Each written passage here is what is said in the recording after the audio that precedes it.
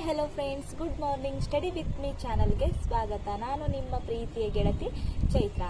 ಇವತ್ತು ನಾನು ಸ್ಟಡಿ ಮಾಡ್ತಾ ಇಲ್ಲ ಫ್ರೆಂಡ್ಸ್. ನಿನ್ನೆ ತಾನೇ ಎಕ್ಸಾಮ್ ಬರೋದು ಬಂದೆ, KS ಎಕ್ಸಾಮು. ಆಮೇಲೆ ನನಗೆ ಇವತ್ತು ಮೆಸೇಜ್ನಾಗ ಹೇಳೋಕ್ಕೂ ಆಗಲಿಲ್ಲ. ಅಲಾರಮ್ ಹೊಡ್ಕೊಂಡ್ರು ಎದ್ದಿಲ್ಲ. ಆಮೇಲೆ ಸ್ವಲ್ಪ ಎಚ್ಚರ ಆಯಿತು, ಮತ್ತೆ ನಾನು ಮಲ್ಕೊಂಡ್ಬಿಟ್ಟೆ. ಸುಮ್ಮನೆ ಟಯರ್ಡ್ ಆಗಿತ್ತು ನನಗೆ. ಇವತ್ತೊಂದು ದಿವಸ ರೆಸ್ಟ್ ಮಾಡೋಣ ಅಂತೇಳಿ ಮತ್ತೆ ನಾನು ಎದ್ದೇಳಲಿಲ್ಲ. ಇವತ್ತು ಸಹ ನಾನು ಸ್ಟಡಿ ಮಾಡ್ತಾ ಇಲ್ಲ. ಏನಪ್ಪ ಅಂದರೆ ಸ್ವಲ್ಪ ಕೆಲಸ ಇದೆ, ಬ್ಯಾಂಕಿನ ಕೆಲಸ ಐತಿ. ಆಮೇಲೆ ಇವಾಗ ಲ್ಯಾಪ್ಟಾಪ್ ತೊಗೊಂಡಿನಲ್ಲ ಫ್ರೆಂಡ್ಸ್, ಅದರದ್ದು ಏನೋ ಡೈಲಿ ಯೂಸ್ ಮಾಡೋಂತಹ ನೆಟ್ ಅದಕ್ಕೆ ಸಾಕಾಗಂಗಿಲ್ಲ. ಅದರಿಂದ ನಾನು ಯೂಸ್ ಮಾಡಿದರೆ ಏನು ಸಾಕಾಗೋದೇ ಇಲ್ಲ. ಹಾಗಾಗಿ ನಾನು ಏನು ಮಾಡ್ತೀನಿ, ಪೆನ್ಡ್ರೈವ್ ತೊಗೋತೀನಿ. ಅದರಲ್ಲಿ ನನಗೆ ಬೇಕಾಗಿರುವಂತಹ ಎಲ್ಲ ಏನೋ ವೀಡಿಯೋಸ್ಗಳನ್ನು, ಎಲ್ಲ ಎಕನಾಮಿಕ್ಸ್ ಆಗಿರಲಿ, ಭೂಗೋಳ ಇದೇನು ಜಿಯೋಗ್ರಫಿ ಆಗಿರಲಿ, ಇವೆಲ್ಲ ಯಾವ್ಯಾವ ಬೇಕು ನನಗೆ ಇಂಪಾರ್ಟೆನ್ಸ್ ಅನ್ಸೋ ಎಲ್ಲ ಇದು ವಿಡಿಯೋಗಳನ್ನು ಅದರಲ್ಲಿ ಹಾಕಿ ನಾನು ಪೆನ್ಡ್ರೈವ್ ಒಳಗೆ ಯಾವಾಗ ಬೇಕು ಅವಾಗ ಅದನ್ನು ಯೂಸ್ ಮಾಡ್ಕೋಬಹುದು. ನೆಟ್ ಆದರೆ ಸಾಲಂಗಿಲ್ಲ ಫ್ರೆಂಡ್ಸ್. ಅದಕ್ಕೆ ನಾನು ಈ ರೀತಿ ಮಾಡ್ತೀನಿ. ಅದನ್ನು ಸ್ವಲ್ಪ ಕೆಲಸ ಐತಿ, ಅದನ್ನು ಮುಗಿಸ್ಕೊಂಡ್ಬಿಟ್ರೆ ಮತ್ತು ನನ್ನ ಸ್ಟಡಿ ರೂಮ್ ಆಕಾರ ನೋಡ್ಬೇಕು ಫ್ರೆಂಡ್ಸ್. ಎಷ್ಟು ಕೆಟ್ಟದಾಗ್ಬಿಟ್ಟೈತಿ ಎಲ್ಲ ಸ್ಟಡಿ ರೂಮು. ಅದನ್ನು ಸಹ ನಾನು ಕ್ಲೀನ್ ಮಾಡಬೇಕಿವತ್ತು. ಇದನ್ನೆಲ್ಲ ಕೆಲಸ ಮುಗಿಸ್ಕೋತೀನಿ ಇವತ್ತು. ನಾಳೆಯಿಂದ ಮತ್ತೆ ನನ್ನ ಸ್ಟಡಿನ ಸ್ಟಾರ್ಟ್ ಮಾಡ್ತೀನಿ. ನಾಳೆ ಗುರುವಾರ ನಮ್ಮ ರಾಯರ ಪೂಜೆಯೊಂದಿಗೆ ನನ್ನ ಸ್ಟಡಿಯನ್ನು ನಾನು ಸ್ಟಾರ್ಟ್ ಮಾಡ್ತೀನಿ.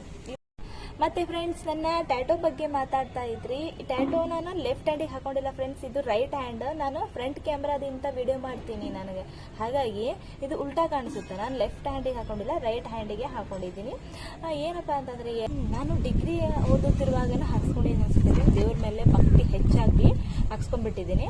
ಇವಾಗ ಏನಾದರೂ ಜಾಬಿಗೆ ಏನೋ ಪ್ರಾಬ್ಲಮ್ ಆಗುತ್ತೆ ಅಂತಂದರೆ ರಿಮೂವ್ ಮಾಡೋಕ್ಕಾಗುತ್ತೆ. ಅದನ್ನೇನು ರಿಮೂವ್ ಮಾಡಿಸ್ಬೋದು, ಅದರದ್ದೇನಿಲ್ಲ ಪ್ರಾಬ್ಲಮ್ಮು. ಓಕೆ ಫ್ರೆಂಡ್ಸ್, ಇವಾಗ ಈ ಗ್ರಾಮ ಲೆಕ್ಕಾಧಿಕಾರಿ ಹುದ್ದೆ ಬಗ್ಗೆ ಸ್ವಲ್ಪ ಮಾಹಿತಿಯನ್ನು ಹೇಳ್ಕೊಡ್ತೀನಿ. ಎಲ್ಲರಿಗೂ ಗೊತ್ತಿರುತ್ತೆ ಈ ಹುದ್ದೆ ಮೇಲೆ ನಾವು ಪ್ರಿಪ್ರೇಷನ್ ಮಾಡ್ತಾ ಇದ್ದೀವಿ ಅಂದರೆ ಎಲ್ಲರೂ ತಿಳ್ಕೊಂಡಿರ್ತಾರೆ. ಆದರೆ ಒಂದಿಷ್ಟು ಮಂದಿಗೆ ಗೊತ್ತಿರೋಂಗಿಲ್ಲ. ನನ್ನ ಸಬ್ಸ್ಕ್ರೈಬರ್ ಫ್ರೆಂಡ್ಸ್ಗಳೇ ಕೇಳ್ತಾ ಇದ್ರು, ಸ್ವಲ್ಪ ಮಾಹಿತಿ ಹೇಳ್ಕೊಡಿ ಅಂತ.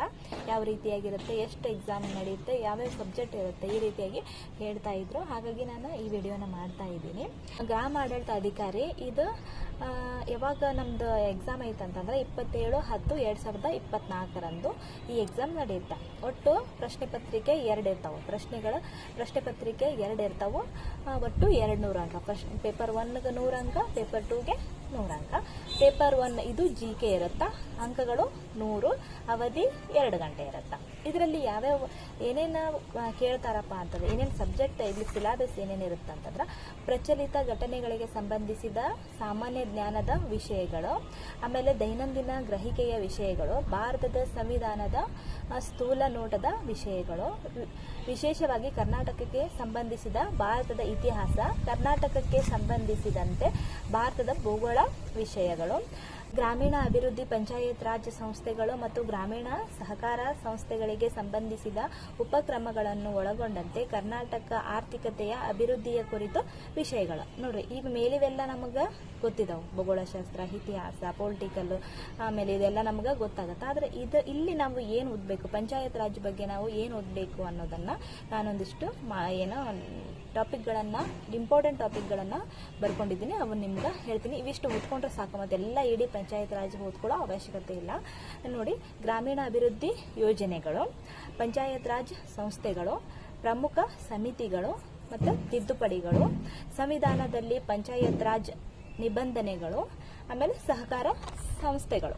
ಇವಿಷ್ಟು ಓದ್ಕೊಂಡ್ಬಿಟ್ರೆ ಸಾಕು ಫ್ರೆಂಡ್ಸ್. ಇವಿಷ್ಟು ಇಂಪಾರ್ಟೆಂಟ್ ಆಗ್ತಾವೆ. ಇದನ್ನಿಷ್ಟು ಓದ್ಕೊಳ್ಳಿ. ಮತ್ತೆ ಏನಾದರೂ ಇಂಪಾರ್ಟೆಂಟ್ ಅನಿಸಿದೆ ನನ್ನ ವಿಡಿಯೋದಲ್ಲಿ ಹೇಳಿರ್ತೀನಿ, ಮತ್ತೆ ಅವುಗಳನ್ನು ಆ್ಯಡ್ ಮಾಡ್ಕೊಳ್ಳೋಕ್ಕೆ ಆಗುತ್ತೆ. ಓಕೆ ಫ್ರೆಂಡ್ಸ್, ಇದಿಷ್ಟು GK ಪೇಪರ್ ಆಯ್ತು. ಓಕೆ ಫ್ರೆಂಡ್ಸ್, ಈಗ ಕಡ್ಡಾಯ ಕನ್ನಡದ ಪರೀಕ್ಷೆಯಲ್ಲಿ ನಿನ್ನೆ ಒಂದು ವಿಡಿಯೋ ಮಾಡಿದ್ದೆ ಗ್ರಾಮರ್ ಟಾಪಿಕ್ ಬಗ್ಗೆ. ಇವಿಷ್ಟು ಓದ್ಕೊಳ್ಳಿ ಅಂತ. ಒಂದು ಸ್ವಲ್ಪ ಟಾಪಿಕ್ಗಳು ಮಿಸ್ ಆಗಿದಾವೆ, ಅವೊಂದಿಷ್ಟನ್ನು ಆ್ಯಡ್ ಮಾಡ್ಕೊಂಡ್ಬಿಡಿ. ಅವು ಯಾವ್ಯಾವ ಅಂತಂದ್ರೆ, ಸಂಕ್ಷಿಪ್ತ ಲೇಖನ, ಇದು ಅಂದರೆ ಗದ್ಯದ ಸಾರವನ್ನು ಬರೆಯೋದಿರುತ್ತೆ. ಆಮೇಲೆ ಭಾಷಾಂತರ, ಕನ್ನಡ ವರ್ಡ್ ಕೊಟ್ಟಿರ್ತಾರೆ, ಅದನ್ನು ಇಂಗ್ಲೀಷಿಗೆ ಭಾಷಾಂತರ ಮಾಡಬೇಕಿಲ್ಲ, ಇಂಗ್ಲೀಷ್ ಕೊಟ್ಟಿರ್ತಾರೆ, ಕನ್ನಡಕ್ಕೆ ಭಾಷಾಂತರ ಮಾಡಬೇಕು. ಆಮೇಲೆ ಪತ್ರಲೇಖನದ ಬಗ್ಗೆ ಪ್ರಶ್ನೆಗಳು ಕೇಳ್ಬೋದು. ಆಮೇಲೆ ಸ್ವಂತ ವಾಕ್ಯದಲ್ಲಿ ಬರೆಯುವುದು, ಆಮೇಲೆ ಕನ್ನಡ ಕವಿಗಳ ಬಗ್ಗೆ ಮಾಹಿತಿ. ಇಷ್ಟು ಕಡ್ಡಾಯ ಕನ್ನಡದಲ್ಲಿ ಬರುವಂತಹ ಮಾಹಿತಿಗಳಿರ್ತಾವೆ, ವಿಷಯಗಳಿರ್ತಾವೆ.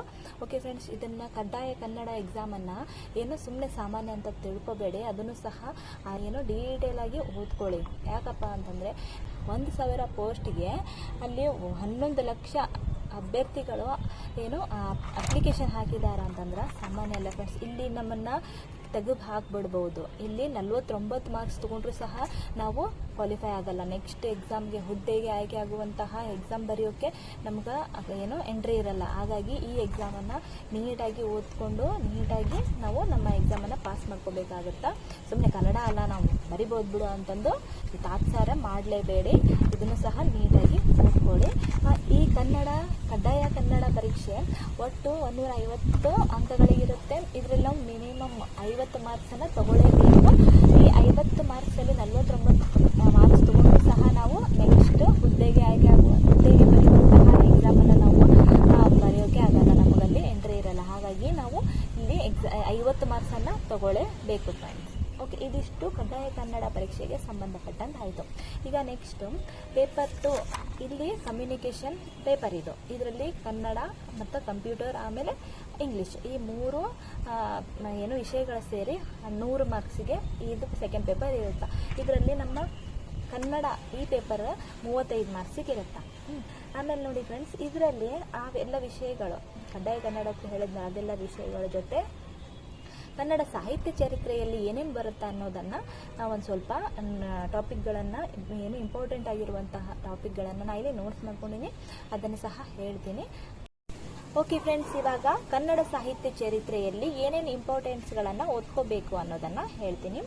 ಕವಿಗಳ ಪರಿಚಯ, ಕವಿಗಳ ಅಂಕಿತನಾಮ, ಬಿರುದುಗಳು, ಜಾನಪದ ಸಾಹಿತ್ಯ, ಕನ್ನಡ ಪ್ರಮುಖ ಕವಿಗಳ ಘೋಷಣೆ, ಕನ್ನಡ ಸಾಹಿತ್ಯದ ಕಾಲಘಟ್ಟಗಳು, ಕನ್ನಡದ ಪ್ರಥಮಗಳು, ಕನ್ನಡದ ಪ್ರಾಚೀನತೆ, ಮಹಿಳಾ ಕವಿತ್ರಿಯರು, ಕವಿಗಳ ಆಶ್ರಯ ನೀಡಿದ ಅರಸರು, ಪ್ರಮುಖ ಶಾಸನಗಳು, ಸಾಹಿತ್ಯ ಸಮ್ಮೇಳನಗಳು, ಕವಿಗಳ ನಿಜನಾಮಗಳು, ಕವಿಗಳ ಕೃತಿಗಳು, ಕಾದಂಬರಿಗಳು, ಆತ್ಮಚರಿತೆ, ಕನ್ನಡದ ಪ್ರಥಮಗಳು. ಇವಿಷ್ಟು ಫ್ರೆಂಡ್ಸ್ ಕನ್ನಡ ಸಾಹಿತ್ಯ ಚರಿತ್ರೆಯಲ್ಲಿ ಬರುವಂತಹ ಇಂಪಾರ್ಟೆಂಟ್ ಟಾಪಿಕ್ಸ್. ಇವುಗಳನ್ನೆಲ್ಲ ನೀಟಾಗಿ ಓದ್ಕೊಂಡ್ಬಿಡಿ. ಇದಿಷ್ಟು ನಾವು ಓದ್ಕೊಂಡ್ಬಿಟ್ರೆ ಸಾಕು ಫ್ರೆಂಡ್ಸ್. ಆರಾಮಾಗಿ ನಾವು ನಮ್ಮ VAO ಎಕ್ಸಾಮನ್ನು ಪಾಸ್ ಮಾಡ್ಕೋತೀವಿ. ನೀವು ಮಾಡ್ಕೋತೀರಿ ಮತ್ತು ನಾನು ಮಾಡ್ಕೋತೀನಿ. ಓಕೆ ಫ್ರೆಂಡ್ಸ್, ನೆಕ್ಸ್ಟು ನನ್ನ ಕೆಲಸಗಳಿದಾವೆ, ಅವನ್ನೆಲ್ಲ ಮುಗಿಸ್ಕೊಂಡು ಮತ್ತೆ ನಾನು ನೆಕ್ಸ್ಟ್ ವಿಡಿಯೋದಲ್ಲಿ ಸಿಗ್ತೀನಿ.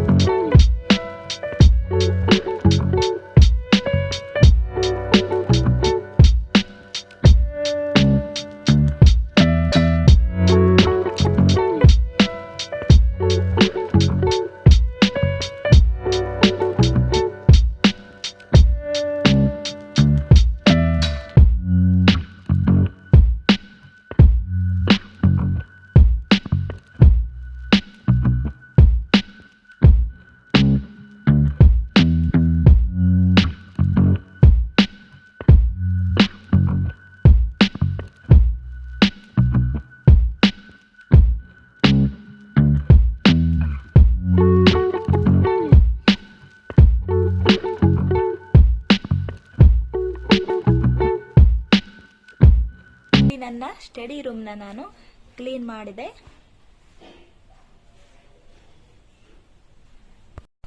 ಇದಿಷ್ಟು ನನ್ನ ಮ್ಯಾಪ್ಗಳು ಫ್ರೆಂಡ್ಸ್. ಮ್ಯಾಪ್ಗಳು ತುಂಬಾ ಹೆಲ್ಪ್ ಆಗ್ತಾವೆ. ನಾವು ಪದೇ ಪದೇ ಎಲ್ಲ ಮ್ಯಾಪ್ನಲ್ಲಿರುವಂತಹ ಮಾಹಿತಿಯನ್ನು ಯಾವ ಸ್ಥಳದಲ್ಲಿ ಯಾವ ಪ್ಲೇಸ್ ಐತಿ, ಆಮೇಲೆ ಯಾವ ದಿಕ್ಕಿಗೆ ಐತಿ ಅಂತ ತಿಳ್ಕೊಬೇಕಪ್ಪ ಅಂತಂದ್ರೆ ಈ ಮ್ಯಾಪ್ಗಳು ತುಂಬಾ ಹೆಲ್ಪ್ ಆಗ್ತಾವೆ. ನಾವು ಎಲ್ಲನೂ ಸ್ಟಡಿ ಮಾಡೋಕ್ಕಾಗಲ್ಲ, ಎಲ್ಲನೂ ತಲೆಯಲ್ಲಿ ಇಟ್ಕೊಳ್ಳೋಕ್ಕಾಗಲ್ಲ, ಓದ್ಕೊಂಡೇ ಇಟ್ಕೋಬೇಕಂತ ಏನಿಲ್ಲ. ಇವುಗಳನ್ನು ಪದೇ ಪದೇ ಪದೇ ನೋಡ್ತಾ ಇದ್ರೆ ಯಾವ ಪ್ಲೇಸ್ ಯಾವ ದಿಕ್ಕಿಗೆ ಐತಿ ಅನ್ನೋದು ನಮಗೆ ತಲೆಯಲ್ಲಿ ಬಂದ್ಬಿಡುತ್ತೆ. ನೋಡಿ, ಉದಾಹರಣೆಗೆ ಇಲ್ಲಿ ನೋಡಿ, ಕರ್ನಾಟಕದಲ್ಲಿ ಇಲ್ಲಿ ಮಹಾರಾಷ್ಟ್ರ, ಇಲ್ಲಿ ಗೋವಾ, ಆಂಧ್ರ ಪ್ರದೇಶ್, ಆಮೇಲೆ ತಮಿಳುನಾಡು, ಕೇರಳ, ಅರಬ್ಬಿ ಸಮುದ್ರ ಈ ರೀತಿ ಐತಲ್ಲ. ನಾವು ಪದೇ ಪದೇ ಪದೇ ನೋಡ್ತಾ ಇದ್ರೆ ನಮಗೂ ತಲೆಯಲ್ಲಿ ಪ್ರಿಂಟ್ ಆಗಿಬಿಡುತ್ತೆ. ಹಾಗಾಗಿ ಮ್ಯಾಪ್ಗಳು ತುಂಬಾ ಸ್ಟಡಿಯಲ್ಲಿ ಮಹತ್ವದ ಪಾತ್ರವನ್ನು ವಹಿಸ್ತಾವು. ಓಕೆ ಫ್ರೆಂಡ್ಸ್, ನಂದು ಇದು ಲ್ಯಾಪ್ಟಾಪು. ನನ್ನ ಎಲ್ಲ ನೋಟ್ಸ್ಗಳಿವು, ಒಂದಿಷ್ಟು ಪುಸ್ತಕಗಳು, ಆಮೇಲೆ ಇದೊಂದಿಷ್ಟು ಪುಸ್ತಕಗಳು. ನಾನು ನನ್ನ ಹೈಲೈಟರ್ಸ್ಗಳನ್ನು ಇಲ್ಲಿಟ್ಟಿದ್ದೀನಿ. ಆಮೇಲೆ ಸ್ಟಿಕ್ಕಿ ನೋಟ್ಸ್, ಆಮೇಲೆ ಇದು ಸ್ಮೆಲ್ ಬರುವಂತಹ ಪೆನ್, ಇದು ಬ್ಲ್ಯಾಕ್ ಇಂಕ್, ಇದು ಬ್ಲೂ ಇಂಕು. ಈ ಪೆನ್ಗಳನ್ನು ಇಲ್ಲಿಟ್ಟು ಖಾಲಿ ಆದ ತಕ್ಷಣ ಇಲ್ಲಿದೆ ತಗೋತೀನಿ.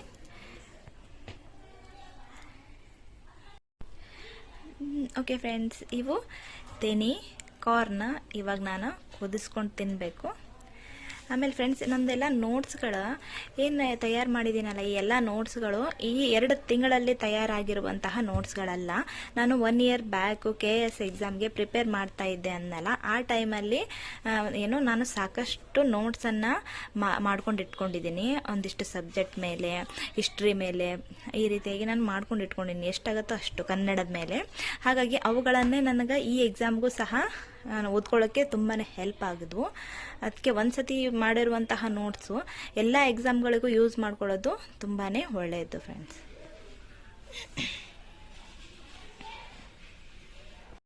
ಇದು ನಾಳೆಯ ಪೂಜೆಯ ಪ್ರಿಪ್ರೇಷನ್ ಫ್ರೆಂಡ್ಸ್. ನಮ್ಮ ಮಮ್ಮಿ ಹಾರ ಮಾಡ್ತಾ ಇದ್ದಾರೆ ತುಳಸಿದು. ನಮ್ಮ ಮಮ್ಮಿನ ತೋರಿಸಲ್ಲ ನಾನು.